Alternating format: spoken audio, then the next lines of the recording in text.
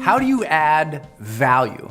People are always asking me this because of my High Performance Academy work. They're saying, okay, if I want to become the highest performer at whatever I do, if I want to become the highest performer, the biggest achiever, the highest paid person at my work, how do I add more value so that I can get paid more, so that I can have more influence, so that I can make more of a difference where I'm at? You always hear it all the time, right? Add more value. Well, how?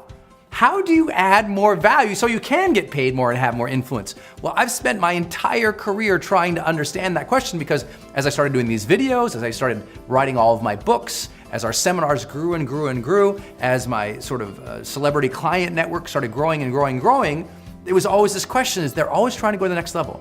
To go to the next level, you have to learn to think differently and behave differently. And in order to do that, we have to put in a new foundation of how you're going to add value. So I want you to think about this as you're listening to this and watching this. I want you to think about this very simple thing. What is it you're trying to do right now where you're trying to succeed at another level in terms of your work world or your network?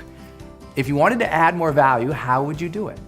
Well, let me give you 3 simple ideas that I think will really shift how much value you're adding to anything that you're doing. The first idea is this: be more Socratic. All that means is ask better questions.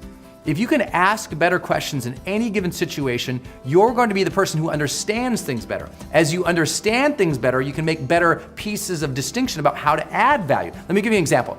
Let's say you're a consultant. You get brought into a major organization to work with them. And your job is to try to figure out, well, how can I add some value here so this client loves me? Well, here's a very simple framework that I'm always using when I'm thinking about asking questions in every meeting I'm ever in. Every meeting I'm ever in, I have this framework going in the back of my mind that I'm going to ask questions related to this framework so I can understand how I'm going to add value. So if you're ever in a meeting, your goal is to think of asking those folks in that meeting or those folks in that network or your coworkers or the people you're leading, whatever your situation is, this framework. You're trying to figure out what are the goals, the audience, the roles, the capabilities, and the measurements that everybody needs to understand in order to succeed. What do I mean by that? Well, look, any given meeting, if you're all going to leave that meeting, obviously there's a goal, right? We all came together to do something. We all did it at the meeting. Now, what's the goal? If you understand the goal in advance, if you're saying, okay, what is it, guys, we're really trying to accomplish here? What is our short-term goal and our long-term goal? What are we really after? If you're the person who understands everybody's objectives and outcomes, then you're going to be the smartest person in the room because most people don't even ask anymore. They get together to do a small little task, but we've gotten trapped into a culture that's very good at tasks and spreadsheets at the myopic level, but they have no idea how it connects to a larger purpose. And because of that, if you're the person who understands the larger objectives that people have, now you know how to add more value, even if you just clarify it with people. The second thing I always try to understand from people is the audience. Who are we trying to impact? Who are the stakeholders who are involved in this? Who are our clients? What do they desire and what do they want? Who are the coworkers who are involved? What are they challenged with? To try and understand the who of any given situation is incredibly powerful. To ask simple questions like, well, if we did that, who would it affect? If we took this course of action, who wouldn't like it and why? To ask very simple questions like that about the who, the audience, will increase your ability to add value, to get people thinking through it. The biggest part of adding value is helping people think differently. And that's what you're doing by asking Socratic questions based on the Socratic method, asking questions to get people to be thinking. The third part of that framework is capabilities. What are the capabilities that people can do or can't do? So you ask questions like, do we know how to do this? Do we not know how to do this? Does our team have the knowledge, the skills, the abilities, the resources to be able to go and do this? You're basically asking questions about capabilities and competencies. To be the person in the room who understands what we can do as an organization and a team and what we cannot do.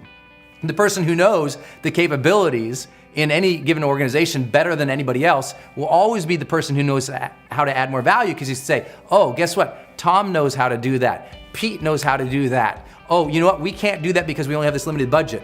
You become the decision maker when you actually understand the real capabilities of an organization. Next is measurement. How are things going to be measured? How do we know if we have success? How do we know if we're progressing well? Hey guys, so how are we going to check back in on this? Who's going to be responsible for this? How will we know if we've done well? What does success look like for all of us? These very simple things, I know it's so simple and so basic, but if you're the person asking better quality of questions to the people that you influence, work with, lead, then you're going to be the person that everyone always wants in the meeting. You're gonna be the person that everybody always wants to ask questions to. You're gonna become the influencer in the group because you're helping people think of things that you wouldn't usually do. And if you're the person who everyone knows is the go-to person because you're gonna help them think in ways they haven't thought before, guess what? All the big ideas they have, they're gonna wanna come and bounce against you. Now you're gonna become the person who is also the one with sort of the insider knowledge of what's happening in the organization because everyone's gonna bounce their big ideas off of you first because you're going to be the person who helps them think through it. If you become the person who helps people think through things, you now become an influencer. Once you're an influencer, that's your way of adding value. Second way to add more value is to be the linchpin. To be the person who's always connecting other people with other folks, right? The connector in any given network, the linchpin as it's often called. If you're that person who has in your knowledge of everybody that you've met, you kind of have in your mind a picture of who the advisors and the experts are that you can introduce to other people when you hear an idea that's related to that. That's an incredible way of adding value. If someone shares an idea with you and you're like, oh, you know what? Make sure you go check with Sally because Sally knows how to do that. Or you say, oh, you know what? I know somebody who's already doing that. Let me connect with you then via email. Let me make a phone introduction between the three of you. If you're the connector in any given network, you're the person who's adding more value than anyone else, even though you don't have to do any work. Your work is just connecting people. So this is about you keeping a better memory in mind of what are people's capabilities and competencies, as I spoke about earlier. If you're the person who knows who's good at what, and you're constantly connecting them as people are trying to achieve things. See, you remember? You knew people's goals, and as you know people's goals, you know other people who can help them achieve that goals and you connect them. It's one of the greatest ways to add value you could ever do. So start studying, start learning, start knowing who's good at what in any given network, start connecting them, and then you've added value. Third thing, so simple, so very simple. Everything that you're gonna contribute from now on to any given network, any given job or career, it's so simple. I want you to think about every project that you do, and before you finish that project, ask three very simple questions. Is what I've created here or contributed here distinct? Meaning, is it different? Is it adding value in a way that nobody else has added value in? Does it look and feel different aesthetically? Is it something that will really impress people because it's from an angle other people haven't thought of, but yet it also includes other angles people thought about? So it's different, but it also encompasses what other people have done, so it doesn't seem like it's crazy, right? The difference between doing something that's distinct and something that is crazy is what is distinct is you're doing things that are also built on a foundation of what other people wanted as well.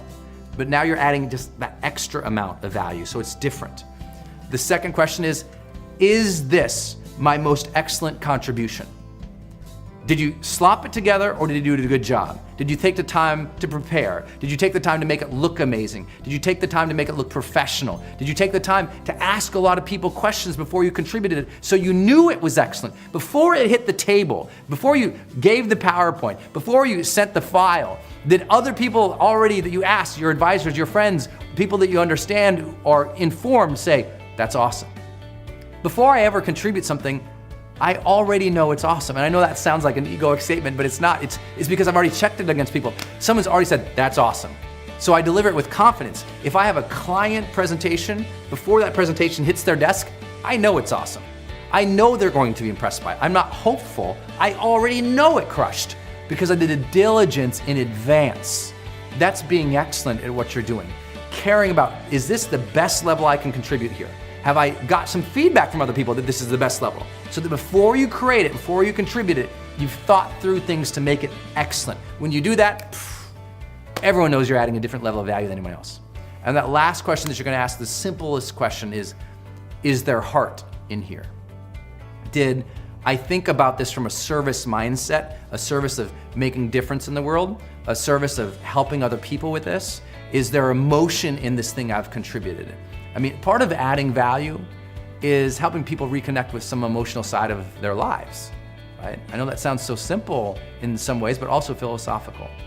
That a lot of what we experience today in this world is just so cheap and so commoditized and so technically driven that it's our job, if we want to add a lot of value, to bring back in humanity, to bring back in the emotion, to bring back in the color, the flair, the joy, the vibrancy, the real hues of human emotion that are often missing from everything. If you bring that back into everything that you're contributing, you'll go to a level of adding value that most people will never understand. And people won't just follow you because you're the person who asks the best questions. People won't just follow you because you're the person who knows the most people. People will follow you because you're an inspirer and you're a leader, because they can see within you that you have true energy, true engagement, true human emotion with everything that you're contributing. And because of that, they know that you're somebody they want to follow.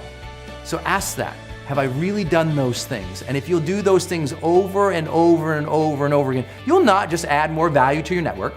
You'll not just build more wealth or create greater connections at your coworkers or impress your bosses more or rise up in any given network. You'll feel alive again.